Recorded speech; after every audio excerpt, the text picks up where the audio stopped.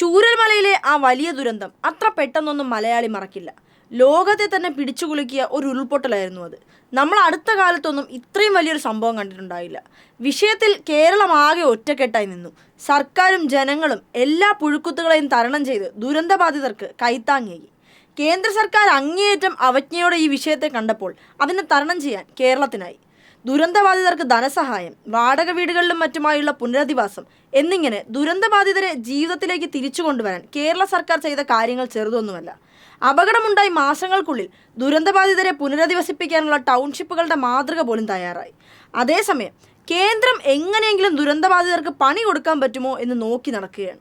ദേശീയ ദുരന്തമായി പ്രഖ്യാപിക്കുക എന്നത് മുതൽ ധനസഹായം വരെയുള്ള ഒരാവശ്യങ്ങളും പരിഗണിച്ചില്ല എന്ന് മാത്രമല്ല, വായ്പയായി പണം നൽകി അത് ചെലവാക്കുന്നതിന് സമയപരിധിയും നൽകുകയാണ് കേന്ദ്രം ചെയ്തത്. ഇത്രയൊക്കെ കഷ്ടപ്പെട്ട് തളർത്താൻ ശ്രമിച്ചിട്ടും കേരളം മുന്നോട്ട് തന്നെ പോയിക്കൊണ്ടിരിക്കുകയാണ്.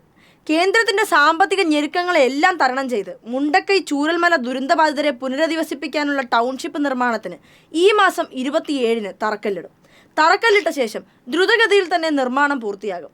കൺമുന്നിൽ നിന്ന് നാടും വീടും ഒലിച്ചുപോയവർക്ക് ഒരു പുതിയ നാട് തന്നെ സർക്കാർ നിർമ്മിച്ചു നൽകും. ആരൊക്കെ എന്തൊക്കെ ചെയ്താലും ചൂരൽമല ഉരുൾപൊട്ടലിൽ സർവ്വവും നഷ്ടപ്പെട്ട അവസാനത്തെ ആളെയും പുനരധിവസിപ്പിച്ച ശേഷമേ ഈ സർക്കാർ ചുരമിറങ്ങൂ എന്ന മന്ത്രി കെ രാജൻ്റെ വാക്കുകളിലെ ആത്മവിശ്വാസം ഇന്ന് ചൂരൽമലയിലെ മനുഷ്യർക്കുമുണ്ട്. ആ ആത്മവിശ്വാസം നൽകാനായി എന്നത് തന്നെയാണ് കേരള സർക്കാരിൻ്റെ വിജയവും.